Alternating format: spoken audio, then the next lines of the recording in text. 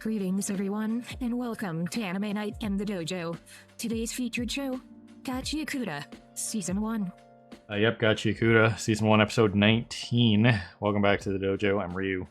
That's Age. We're back for more Anime Night in the dojo. And well, last week, Injin did nothing.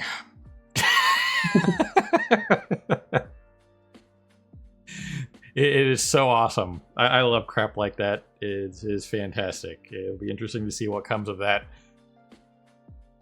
standoff. I was going to use I don't even remember what show it was, but it's probably too hot button to call it that kind of standoff. So we'll just leave it at standoff and not put an adjective behind that one. But anyway, as for everything else that happened, Rio won her fight because she got over everything and just shot some foos. Sometimes you just need to pull out your gun and just be like, "Nah, I'm done with this." And I pull out my gun. Pretty much. So that was something. So you're telling me that no one could hear anything we do here? Yeah. So nobody can hear this. Ugh, that's a bummer for you. That's like full Yumi Chika, where it's like, oh, nobody can see what I'm doing? Well, then I'm going to use my Shikai. You just effed up, sir.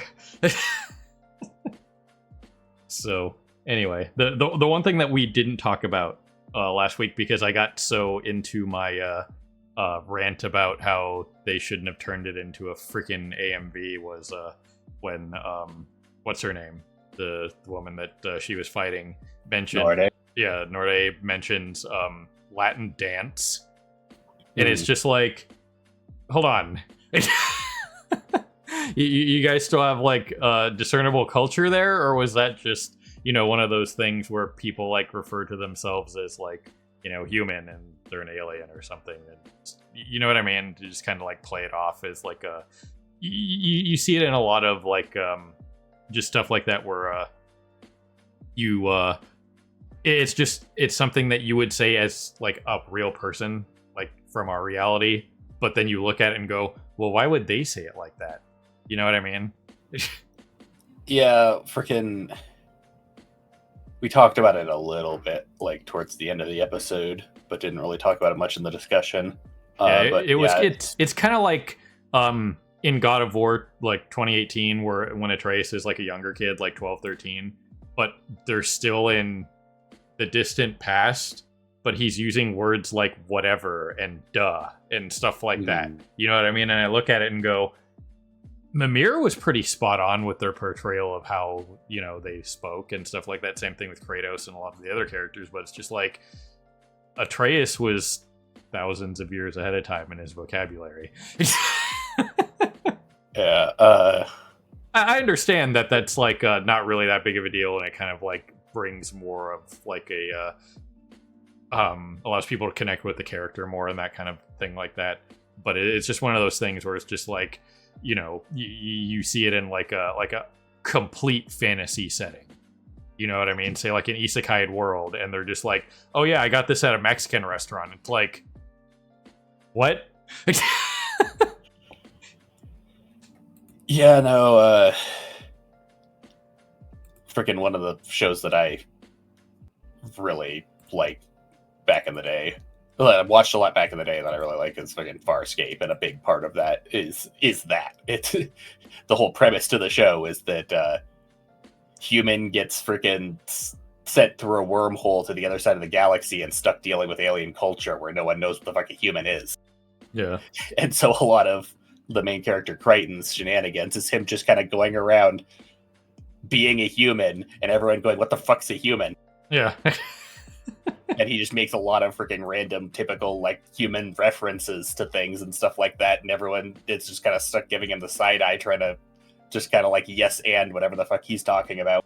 It's like in Archer, where Archer becomes the Pirate King and Noah has to like keep telling him, you can't use an idiom, man, nobody knows what that means around here. Yeah. And then that's where Archer and the entire audience comes to the realization, oh my god, We just speak in mostly idioms. Holy shit. We need to not do this. Anymore? We need to not do this. Absolutely positive we're not doing phrasing anymore. Absolutely. Never doing phrasing ever again. But yeah, it's kind of one of those things where you look at it and go, it's just like, what? I think one of the shows that kind of did something that kind of sort of addressed that in a very small way was Skeleton Knight, where Chiome questions the word prickly when Ark is referring to Arion as being like prickly, like being in like a prickly mood. It's like, what does that mean?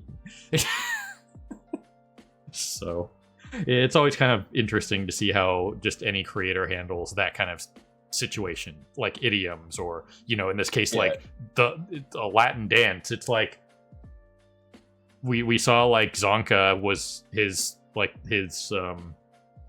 whatever they were called, the Guardians or whatever the heck they were called, Hellguards or whatever. Yeah, the Hellguards. Very Japanese. You know what I mean? Like they were basically secret police from Japan, that kind of thing. But like once again, we know that this is Earth, post-apocalyptic Earth, but we haven't really had any examples prior to this of someone directly referencing an Earth culture like that. From everything we've seen, they just don't really have any sort of knowledge or history of pre-apocalypse Earth. Yeah. Beyond just some of the garbage obviously being based, or potentially even having existed since pre-apocalyptic Earth. Yeah. So either way, that was just something I wanted to point out there because we were going to talk about it, and then I got too up in my own head about the whole AMV thing, which I still think that fight would have been much better if it was just full-on sound effect, pretty much. But either way, that is what it is. A lot of people actually do like that scene being an AMV like it is.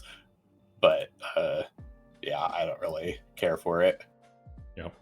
Like, I like Callie, and most of her singing's good and stuff like that, but that scene definitely would have been better, like, as just a pure fight scene. Yeah. So, either way, that stuff being said, quick PSA on the whole comment section thing. I still can't do anything about it, but they did lower the lowest thing to 1 hour, which is pointless, so I'm just gonna keep leaving it on a day. So there's your guys' weekly update on that, and if you don't get another update, it's just probably gonna stay like that. And there's nothing I can do about it. But I have seen other people that do have a drop-down menu and they can turn it off, but they're all channels that are monetized, so they're making YouTube money. I'm not making YouTube money, so I get no choice. So, anyway, that being said, let's push some buttons and get going here. So people on Patreon, we'll see you on the other side of the edit for the action, and on YouTube for the review and discussion. And as always, just in case anybody's wondering, when I mention Patreon, it's not paid. It's because I know a lot of people think, oh, Patreon, that means I have to pay for it now. It's completely free. Just I have to keep putting that out there just so people know. It's like I'm not paywalling anything. I just have to break it up because YouTube nonsense. So yeah, no, you can totally use Patreon without actually putting stuff behind a paywall. Like free stuff on Patreon is just a thing. Yep.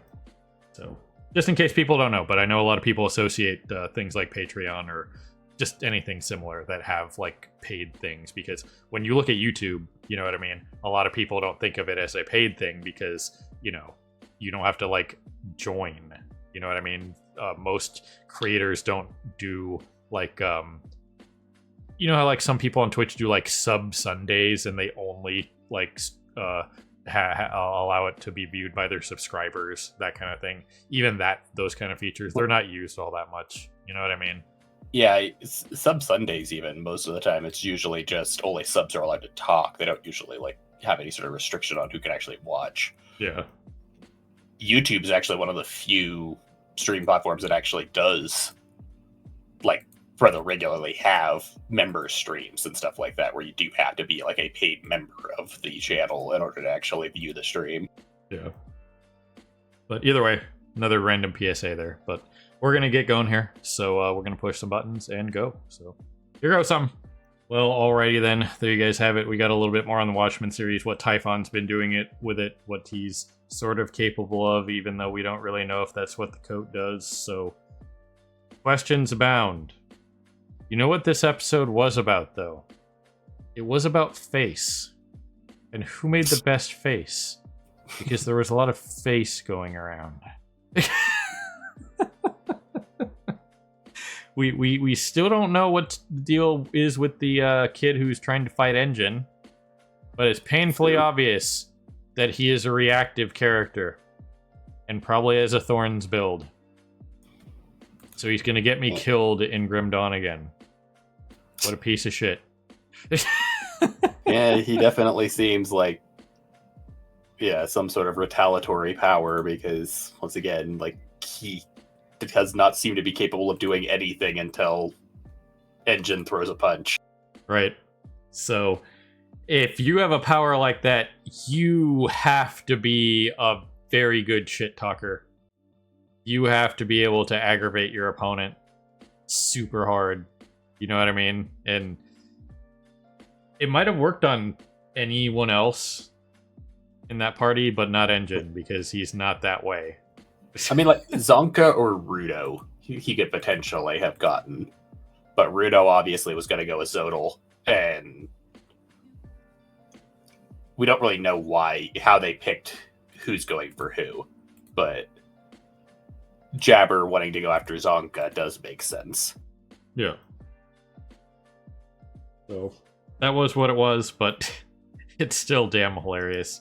You gotta appreciate it for the comedy value of what they were doing with him, because it's just like, you know, this kind of character is like the worst for that kind of thing, because you have to be able to get under your opponent's skin. And, well, I mean, he kind of got under Engine's skin when he mentioned that they're inside a trash beast, but that doesn't make him want to attack the kid. It makes him want to attack the trash beast and do his job. Yeah. And once again, invited a bunch of monster hunters to a monster. Yeah. So unless you're gonna pull a get down Mr. President and get in the way of Engine's attack on the trash beast, yeah, I don't know. Yeah, that's what I was thinking. That's like the most likely thing at this point, if they're actually going to have a fight between Fu and Engine, is that Fu is just going to literally dive into one of Engine's attacks. Yeah, and then we could probably argue semantics of, does intent matter for his ability? You know what I mean? Can you do that? Can you game the system and just jump into somebody's punch? You know what I mean? Or if like somebody sneezes on you, is that hostile? What counts as hostile for him? Can you just like fart in his general direction and that's enough? Yeah, there were a few big things this episode, but it was mostly just Zodal rambling about his master plan, and then everyone realizing that, oh god, we're in a trash beast. Right. It's like, what do you mean we're gonna fly? Where are we? I don't get it. You know, their whole like discussion about like oh, why don't we have to wear our masks? It's like, well, the worst part is on the outside. You know what I mean? So yeah, presumably it's kind of like being in the eye of the storm, which they pulled that shot of like the eye of the storm and the wind stuff, so it was very symbolic of the situation. So I appreciated that. Well, yeah, like there were a couple of things, like the whole thing of, once again, this whole started with Zodal putting emphasis on the weather report, because, you know, the weather report indicating the trash storms are coming through means the sphere is nearby. So now's the time to attempt to reach the sphere. Yep. I mean, you're not just gonna take off without knowing where it is. You know what I mean? It could be somewhere completely on the other side of the planet or something, depending on its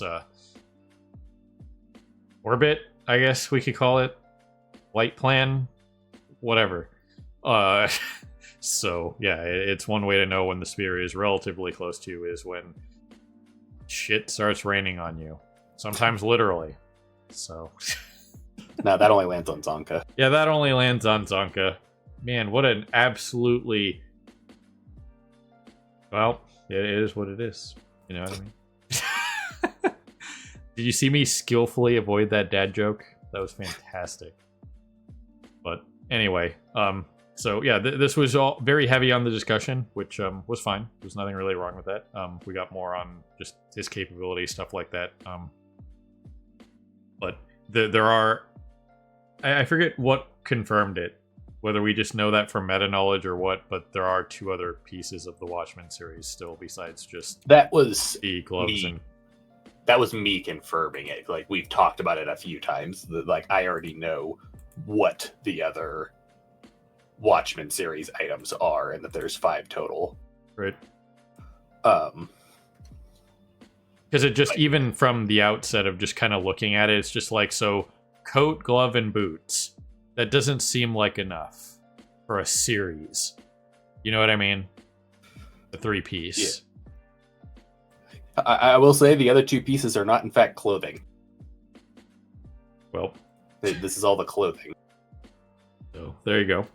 But yeah, so either way, this was fine. You know, I enjoyed this the realization.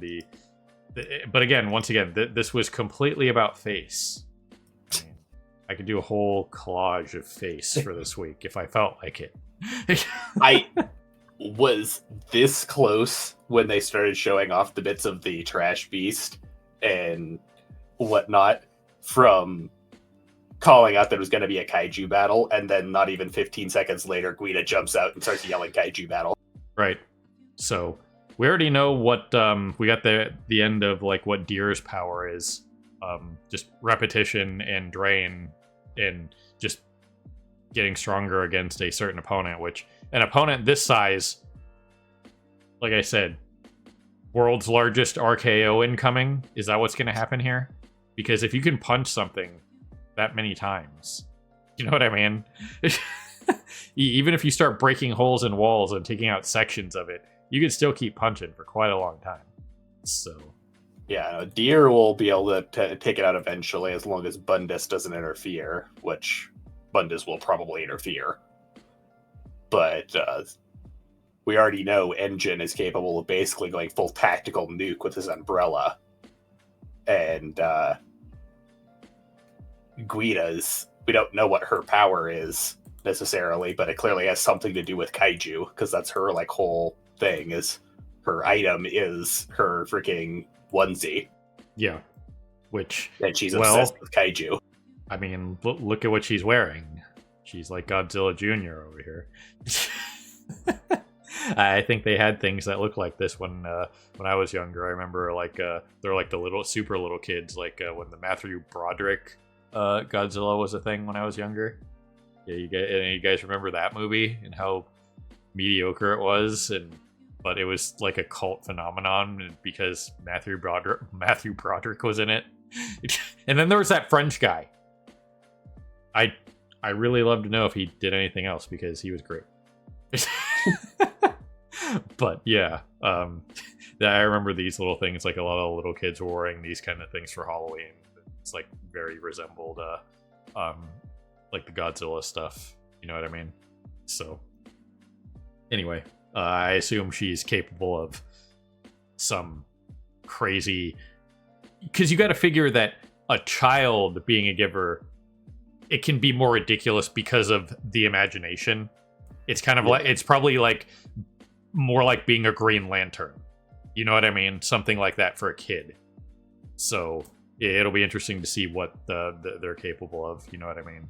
Because as an adult, it's probably something more practical, obviously. And obviously you could see, like, you know, stuff like what Engine is capable of, the more connected they become to their item and stuff like that, and the stronger it can become and stuff like that. But, you know, as a child, the power could be limitless just because of things like the imagination and how just much more attached to an item like this, like her onesie, that a child will be than, you know, any adult could be to, like, anything, you know what I mean? Because it's a child, you know what I mean? A kid gets really attached to their, you know, favorite teddy bear or whatever, or, you know, pick your favorite toy, you know what I mean? That kind of thing.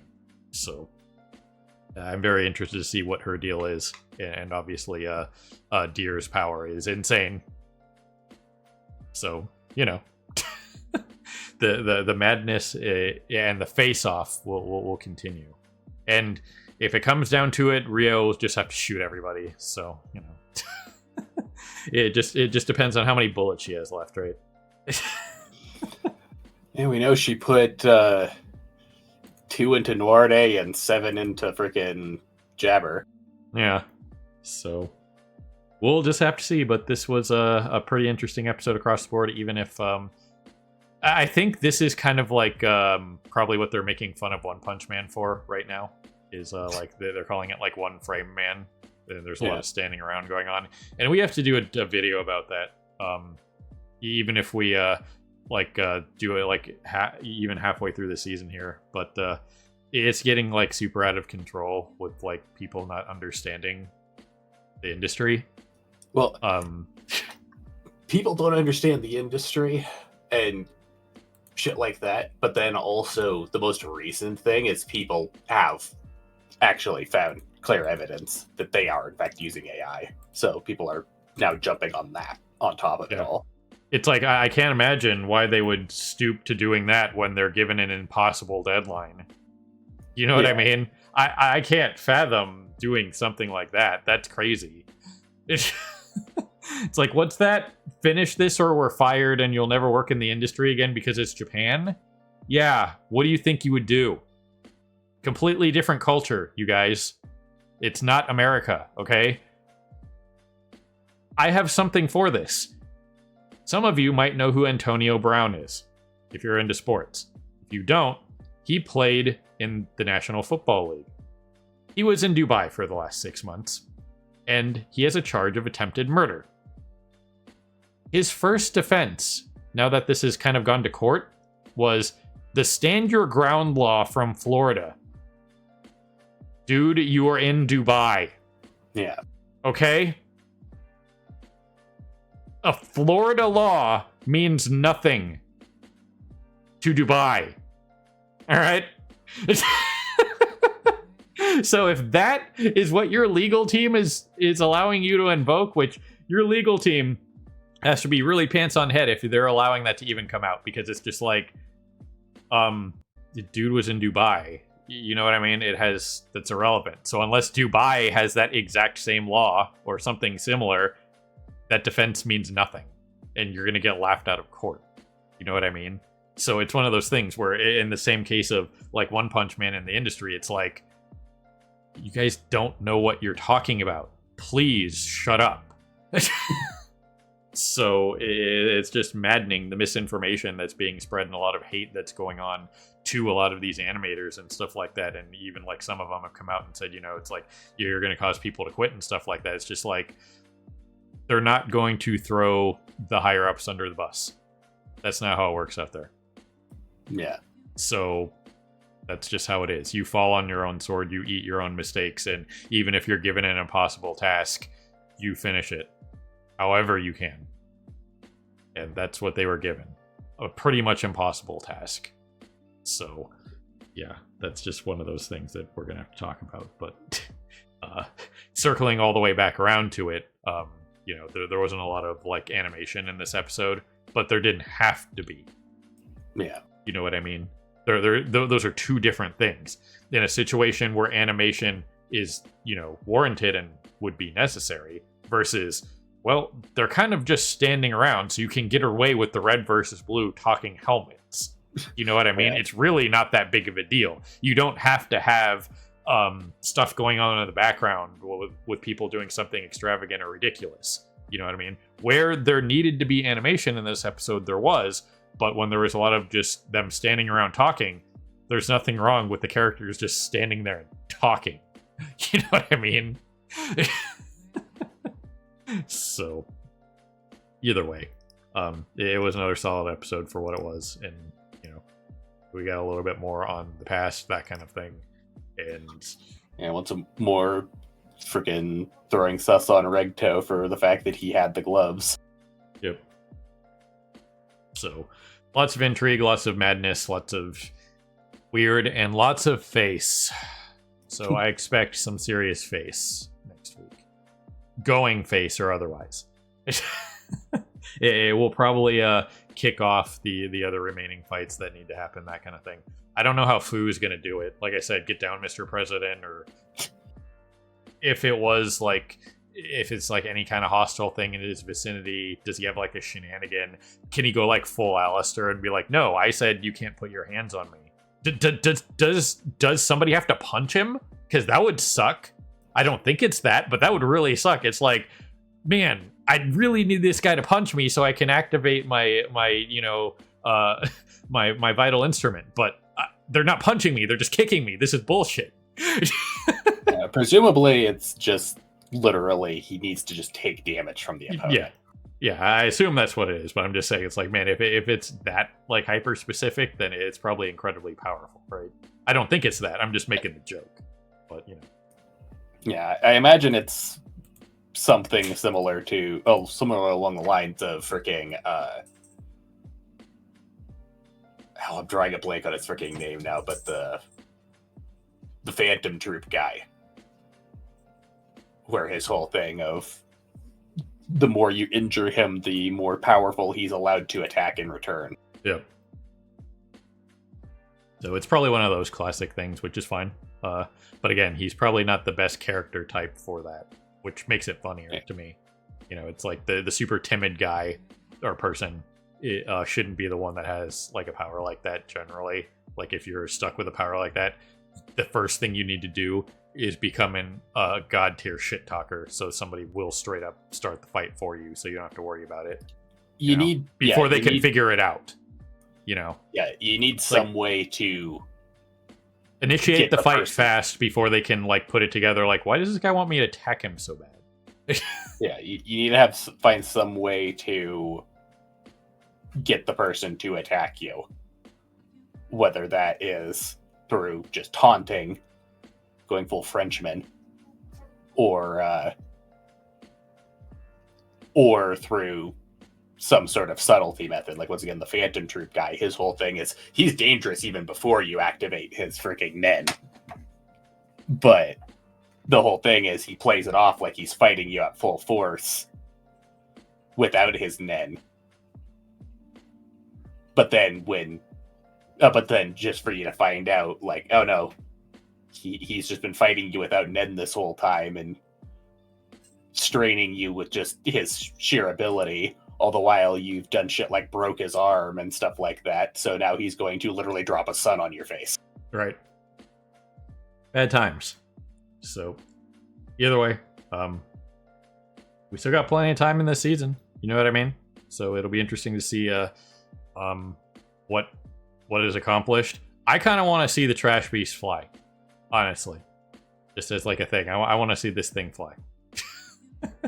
I don't think it's going to get off the ground, and Typhon's going to be super pissed.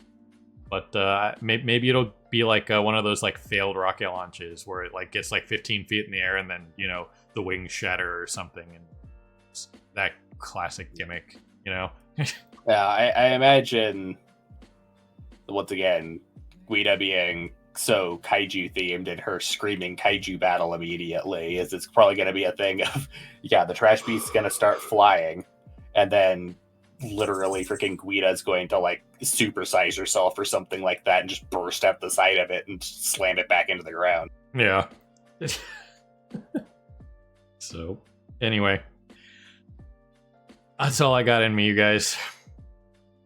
End of my rope of just being awake at the moment. I apologize. It just kind of hit me at the end of recording MHA for whatever reason, and I've been like this for like the last week and a half or so, and it's probably because of the sudden weather shifting out here. It's really gotten to me. So it is what it is, but we'll be here. We got started early today, so luckily we're not strapped for time. We got plenty of our recording session to get done the other two things, so yeah.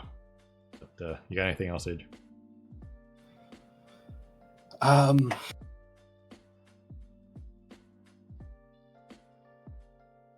demand they go to a Mexican restaurant at some point. Yeah, the Bundus fight will potentially be interesting because of what little I know about his power. And yeah, we'll just have to see what happens with Guida and everyone. I think I might do it, you guys. Special still of the week for this week. I'm going to go through and put together a collage of all the faces. Like, there's at least 4 of them, right? So then they can each have a quadrant. There was Engine's face.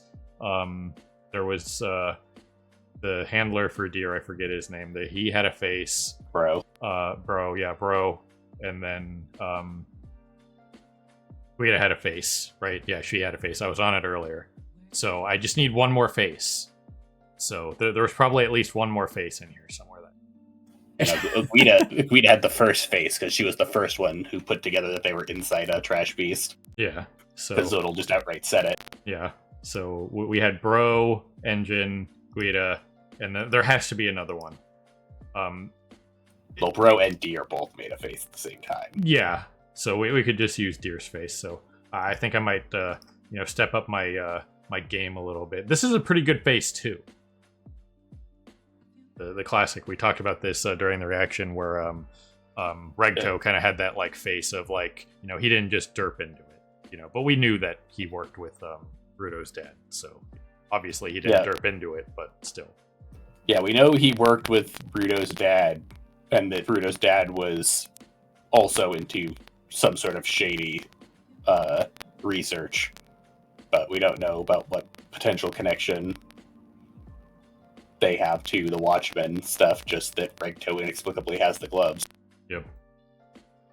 So, anyway, that's going to be it for us this week. I will put together the face collage for 4 quadrants next week. The only other thing that I didn't think of mentioning until you brought it on to freaking Zodal here was just the whole thing he had of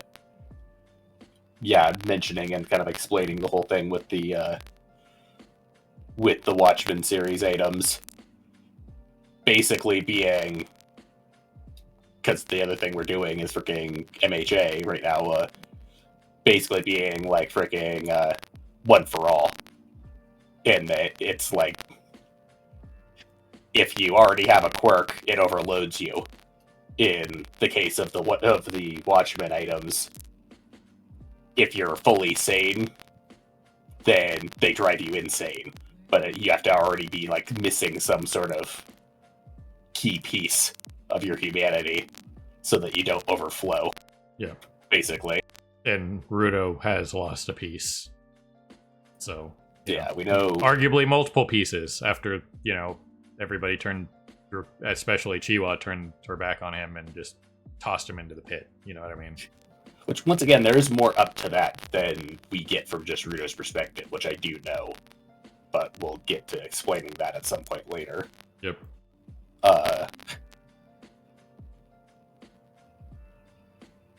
Mostly just because, like I said, I know some of the other Vital Instruments powers, and one of them was in play in the sphere.